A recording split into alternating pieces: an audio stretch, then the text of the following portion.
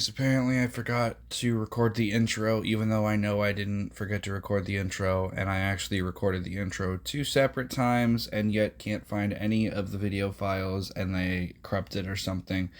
I actually have one of them right in front of me, but like on my editing software, but the only fucking version I have is completely forced into being like in phone mode and looks stupid. So I'm just leaving it as this, and I'm just gonna have to put more game footage. It's fucking stupid. It's pissing me off. I'm quite frankly glad to be done with this series of videos, even though I know that it's just gonna get more frustrating because I'm still have other videos that are music related that I want to make. Although after Iceman Kills, I plan to take a break from the music content for some time. But yeah, this is Ozzy Osbourne, I guess.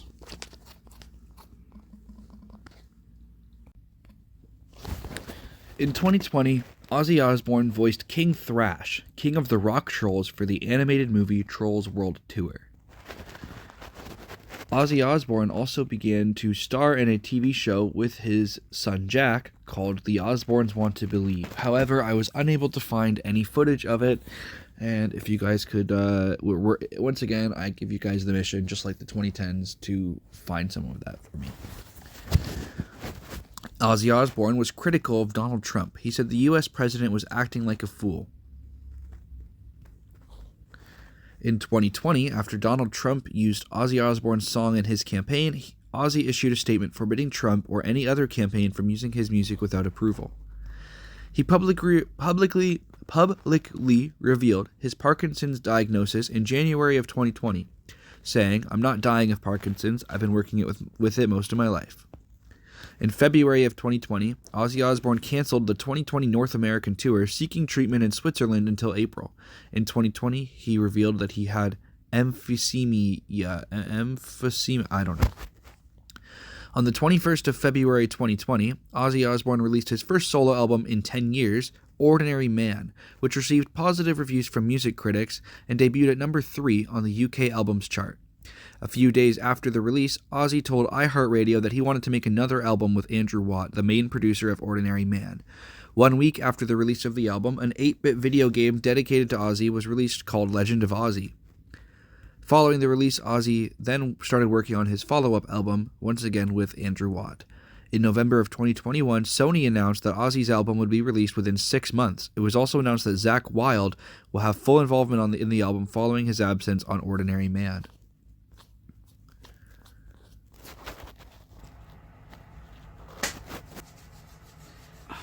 Straight to Hell is the first song on the album, and it's really awesome and reminds everybody that even though he's like an old man now, that Ozzy Osbourne could still make some pretty awesome stuff. All My Life is another amazing track that reflects through on Ozzy's childhood and how he got to the place he is now. Goodbye is a song that makes it very clear that this was intended to be the last Ozzy Osbourne album and is very much a send-off to his career, which is weird because it's only the 3rd song on the album. But the title track, Ordinary Man, features Ozzy Osbourne and Elton John singing a duet about their careers, their lives, and how they have achieved legendary status in their respective genres. Under the Graveyard is a really good song. I think I've heard it in a Spencer's or something a couple times. I don't know. But this is a pretty cool Rizzler Berry iced tea. My hero. Eat Me is what your mom asked me to do. No, I'm kidding. It's a really awesome song that makes me feel like I should go in a nursing home, because then if I'm in a nursing home, I'll forget how awesome this song is and can hear it for the first time again.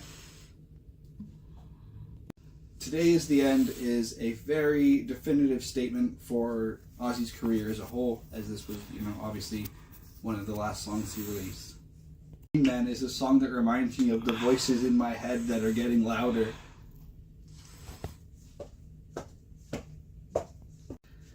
Holy for Tonight kind of reminds me of It's Alright from Black Sabbath's Technical Ecstasy album, in that it doesn't really sound like a typical Ozzy Osbourne song and is instead a very different sounding song.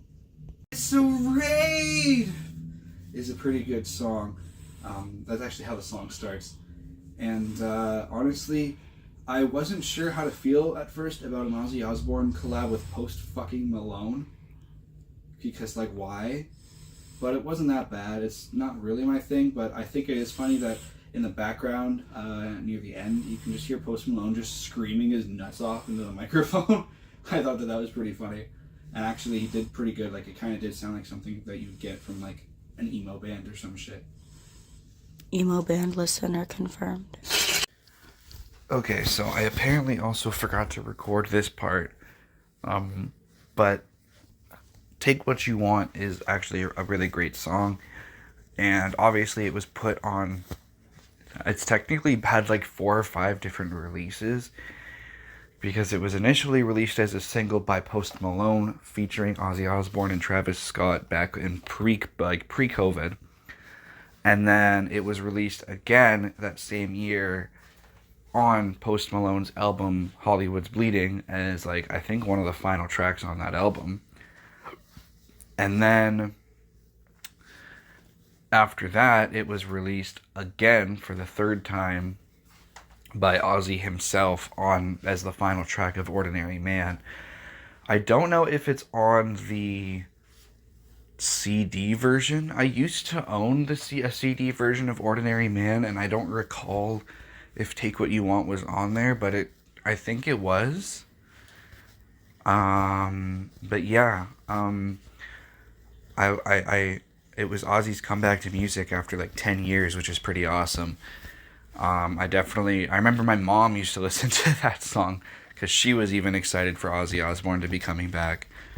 Because she wasn't a Post Malone fan or a Travis Scott fan, but she was a big Ozzy fan. So it's funny that, you know, I would inherit that. And so, yeah, I enjoyed Post Malone's parts. I really obviously enjoyed Ozzy. I think Travis Scott is actually the only artist on this track that holds it back. And that's not necessarily a diss at Travis, because I enjoy Rodeo. I think that's a good album, and I enjoy a couple tracks off of Astro World, and I enjoy, like, Fiend. But I used to hate Travis Scott. I used to be like, this shit sucks, but there are a couple songs that are good. I like Piss on Your Grave featuring Kanye. That one's definitely my favorite one he's done by far. But that's just because I'm a big Kanye fan. One day I'm sure I'll go through all the crazy information there is about Kanye out there and compile a documentary just like this about Kanye, but not yet. That's not what I'm doing yet. But yeah, no, for sure. You know, I do think this is one of Travis's weaker verses, though, unfortunately.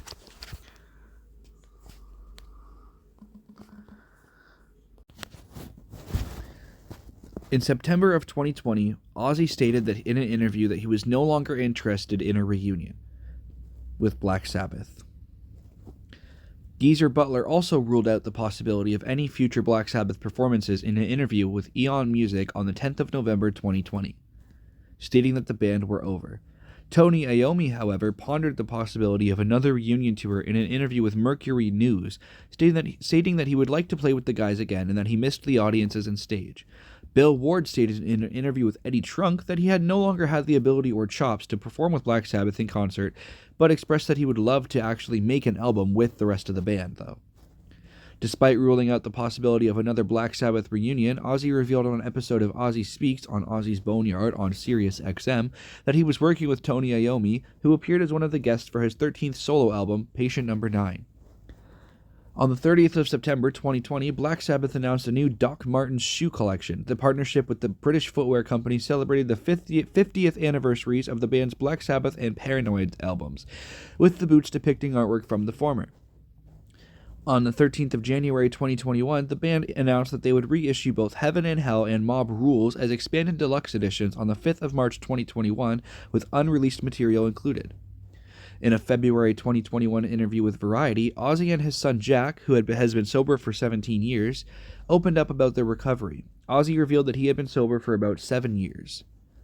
In an October 2021 interview with the Metro, Bill Ward revealed that he had kept contact with his former bandmates and stated that he was very open-minded to the possibility of recording another Black Sabbath album. On the 24th of June 2022, Ozzy announced his 13th album would be titled Patient Number 9 and released the title track alongside an accompanying music video that same day. The album was released on the 9th of September 2022. Ozzy then had his first live performances in 3 years with 2 brief concerts at sporting events. On the 30th of August, he performed Iron Man and Paranoid at the 2022 Commonwealth Games closing ceremony in Birmingham, joined by Tony Iommi and former touring members of Black Sabbath, Tommy Clufetos and Adam Wakeman. And on the 8th of September, at the 2022 NFL kickoff held at Inglewood's SoFi Stadium, Ozzy performed both Patient Number 9 and Crazy Train, with his backing band being Zakk Wylde, Tommy Clufetos, Chris Chaney, and the album's producer Andrew Watt. The title track for this album is actually my sister's favorite song by this band, or by this group, or by Ozzy in particular. I remember I'm actually the one that showed it to her, and now it's one of her favorite songs. So that's pretty awesome. Like zoinks! Immortal is what we all wish Ozzy Osbourne is. Actually, we all thought he would be, honestly. Because, like, that dude definitely... He still kind of is. That dude definitely sucks bat blood to keep himself immortal. Someone should test it. He's a vampire. I guarantee you he's out sucking blood in the middle of the night. Parasite is a really interesting track because it gets back to the heavier roots of Ozzy's earlier work and makes it very clear that this was not... The last album before this should have been the last album. This was very clearly Ozzy kind of just scraping at what little energy he could muster up for one big grand finale. And it's really cool, and it's a really heavy album. It just tonally does not feel like a final album. When I first listened to No Escape for Now, I thought, wow, you so real for that. It's a very true statement that makes a lot of sense, and it's about living your life today and not getting caught up in worries about the future. One of Those Days is a sad song that makes it clear that depression doesn't go away the older you get. 1,000 Shades is another sad song following similar themes as the previous one, and it's just decent. This song is kind of a sequel to Mr. Crowley in a way, and talks about... seems like it's Ozzy talking to his past self, though, instead of Ozzy talking to Mr. Crowley. Unfortunately, this song is not as fun to turn into a theme song about my cat. Mr. Wally! Another reminder of the way that both mental, physical, and emotional issues can come and take a toll on a person's life, even in old age. Things don't get better. Evil Shuffle is another really heavy song, much like Parasite and Eat Me, that I enjoy, but just makes me feel sad that he died so soon after. Degradation Rules has a similar name to Mob Rules, which is a Black Sabbath album. Look, I wrote a really funny joke into the script, and I went to go on camera to do it, and now I'm like, I think it's unfunny, like painfully unfunny. So I had to come up on the fly with a better thing to put into the video, because I reread it and I thought about it, and I'm like, how can I make this funny? And I just can't. It just wasn't funny. Dead and Gone is unfortunately what this guy is. God only knows what the hell was going on in my head when I wrote the last part of the script. But whatever it was really unfunny, and I'm glad we've been rid of it. Parkside Blues really doesn't feel like the final Ozzy Osbourne song. You know, like if I look at you and I'm like, yo, you gotta check this song out. This is the final song he ever recorded before he died. You'd probably think it was something emotional about his whole life, or that it wasn't just a really random kind of mid-song. It just kind of sucks. I would have really preferred if Ozzy's actual career went out with as much of a bang as his final performance did. you know. In 2022, Ozzy expressed his support for Ukraine following Russia's full-scale invasion of the country. That year, he dedicated his album Patient Number 9 to Ukraine and pledged to donate all proceeds to the Third Wave Volunteers organization. Ozzy and his wife Sharon announced they plan to host 2 families of Ukrainian refugees at their Buckinghamshire estate. On the 8th of August 2022, Ozzy and Tony Iommi made a surprise reunion to end the closing ceremony of the 2022 Commonwealth Games at the Alexander Stadium in Birmingham. They were joined by 2017 Black Sabbath touring musicians Tommy Clufados and Adam Wakeman for a medley of Iron Man and Paranoid. In September 2022, Ozzy reiterated that he was unwilling to reunite with Black Sabbath, stating that if the band were to make another album, he would not sing on it. However, he remained open to working with Tony Iommi on more solo projects following the latter's involvement on Patient Number 9. Ozzy later retired from touring in February 2023 after not sufficiently recovering from medical treatment, putting this possibility of another Black Sabbath reunion in concert in further doubt. Butler, who had retired in June 2023, insisted that Black Sabbath had been put to rest until August 2023 when he stated he was open to performing a one-off show, but expressed that he had no desire to tour again with Black Sabbath. According to Tony Iommi, the band were offered, but turned down, a reunion at Power Trip in October 2023, where Ozzy was initially scheduled to headline the festival's second date. He eventually canceled his appearance and was replaced by Judas Priest due to health issues. In January of 2023, Ozzy announced that the European leg of the No More Tours 2 would be canceled after 2 years of being postponed. Ozzy effectively retired from touring, citing his accident in 2019, which resulted in the singer suffering spinal damage, while affirming his plan to continue smaller-scale live performances as his health permitted. In September of 2023, he revealed that he was working on a new album with a planned 2024 release, while also preparing to go on the road following a successful spinal surgery earlier that month. In 2023, Rolling Stone ranked Ozzy Osbourne at number 112 on its list of the 200 greatest vocalists of all time. The Birmingham Royal Ballet presented Black Sabbath the Ballet, which premiered at the Birmingham Hippodrome in September of 2023, before touring to Theatre Royal, Plymouth, and Sadler's Wells Theatres in October.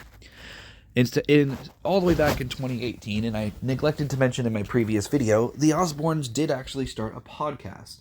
However, they only did about 10 episodes before it actually was canceled and then brought back in 2023.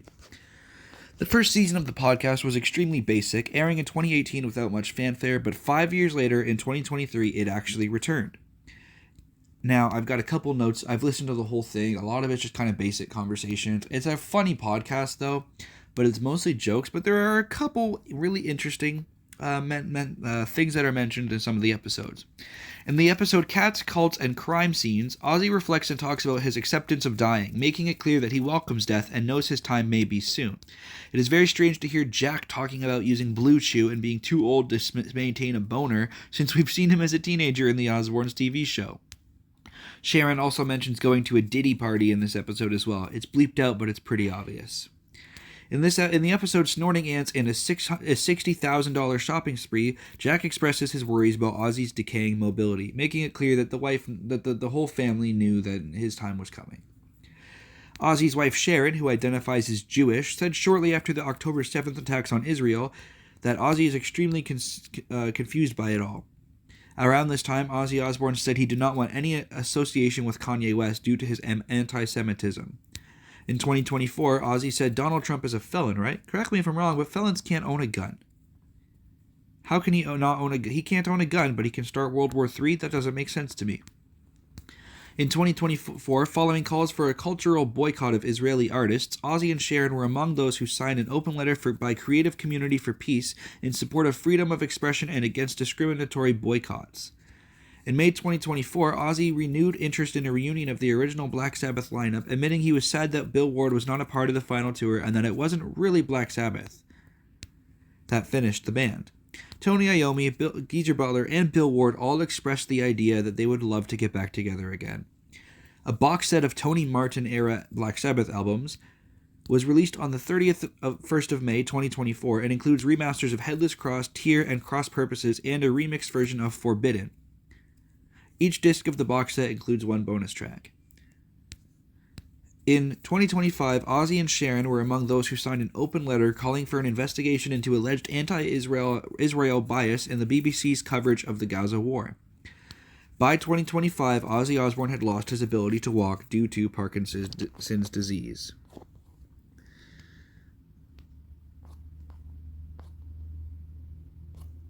Now, around this time, there was a book that Ozzy did release, and I'm going to pause to read to give my opinion on Ozzy Osbourne Last Rites, as I actually have a very in-depth coverage of it, but it's so in-depth that it ended up being a separate document. So, Ozzy Osbourne's Last Rites is the desperately sad story of a man who had everything. Poignantly, Ozzy Osbourne's death in July occurred just 16 days after Back to the Beginning, the heavy metal extravaganza and last ever Black Sabbath gig that sealed his national treasure status. Taking place in Villa Park, a stone's throw from Ozzy Osbourne's child home, it tied the loose ends of a career that began in 1967. The 76-year-old's near instant demise following it was as poetic as his life had ever been. You wouldn't know any of this from Last Rites, his third autobiography. Instead, the ending finds Osbourne marooned in his Buckinghamshire mansion, post what was always scheduled to be his final concert, but very much still alive.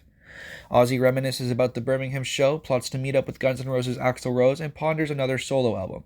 He also mulls over his Parkinson's disease, arrhythmia, blood clotting, an 80% blocked heart, and near absence of mobility against a backdrop of a body already ravaged by years of addiction to legal, addicted, and illegal drugs, alcohol, sex, and apples.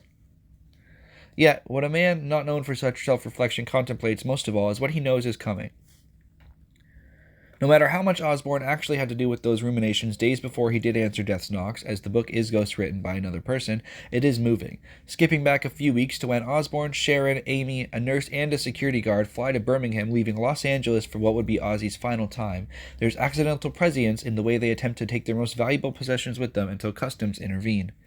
There were suggestions that Sharon would write the foreword to Last Rites, but she has kept her powder dry, possibly for her own memoir. Perhaps that's the best and cleanest option, not least since Last Rites features only Ozzy's voice, and not mentioning his passing somehow keeps the old rascal still alive. But while Sharon may well have read the manuscript and been okay with it, it's hard not to feel that she and the louder members of his 6 children have missed a trick to directly shape this part of their narrative. For all that it's an update on 2011's Trust Me, I'm Dr. Ozzy, this third autobiography covers some old ground. There's the hardscrabble upbringing as one of 6 children saved from hunger by school dinners. There's the biting a head off a dove, biting another head off a bat, and the 1982 death of Randy Rhoads.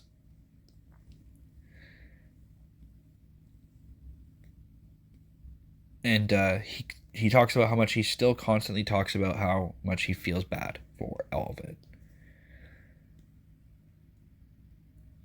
For all the readability and endearing tone of Last Rites, much of it is spent detailing Osbourne's ailments in Grandpa Simpson fashion. A quad bike crash in 2003 broke his neck, fractured 8 ribs, punctured a lung, and severed assorted arteries, but in 2019 he returned to the marital bed following early hours urination, feeling about as fresh as a gorilla arsehole. Dived toward the bed, missed it, and broke his neck. From there, after many surgeries, not all of them necessary, the end was beginning. The most complex subject he ponders, though, is his relationship with Sharon. He needed a career with an endless capacity for forgiveness. What she needed beyond a project is less clear. His admission to sex addiction is brief and vague, and no names are revealed, not even Michelle Pugh, the celebrity hair colorist who claims to have been his mistress for 4 years. Instead, he half-heartedly addresses how this shambling man-child and hard-nosed, ambitious woman stayed together. As Ozzy woozily recalls, their relationship began in 1980, 2 pass-out drunks coming together, as symbolically as only pass-out drunks can. For reasons he neglects to share or never knew, Sharon stopped drinking, instantly stopping drinking immediately for their marriage in 1982. Always with one eye on the business, she forgave the affairs, forgave his shit parenting, forgave all of his addictions, and his attempt to murder her.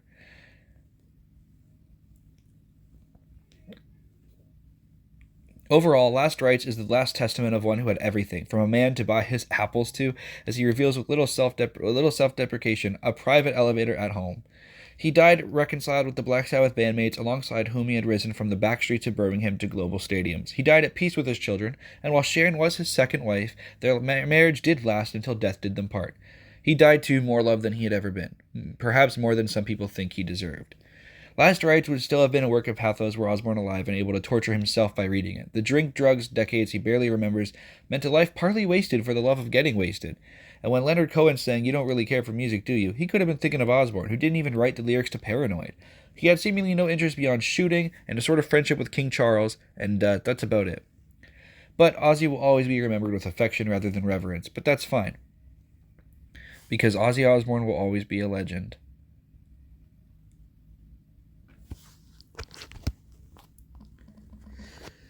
That's just my little detour, but continuing forward. On the 5th of February 2025, Ozzy announced that the original lineup of Black Sabbath would reform for one final charity show at Villa Park, Birmingham on the 5th of July. Titled Back to the Beginning, it was the final gig for both Ozzy and the group. It was Black Sabbath's first concert in 8 years and also marked the first time in 20 years that the original lineup had actually performed together.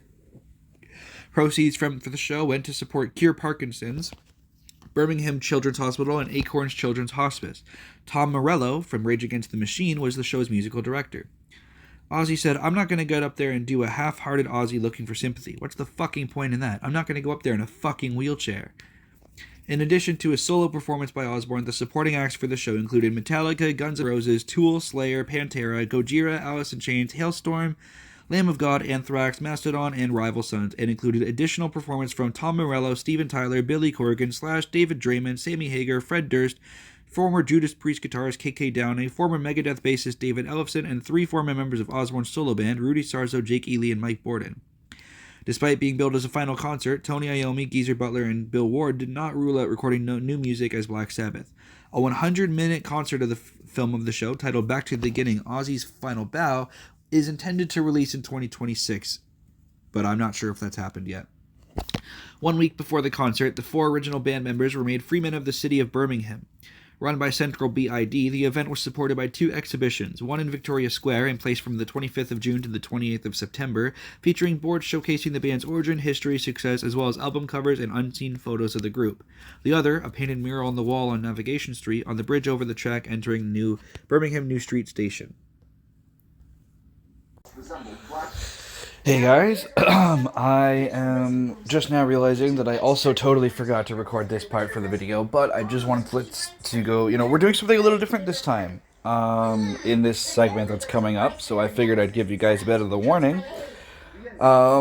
So, what you're about to witness is kind of a silly little idea that me and my wife had.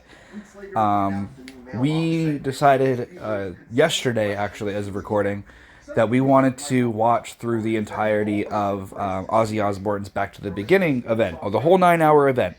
So, through the whole day, me, my wife, and my wife's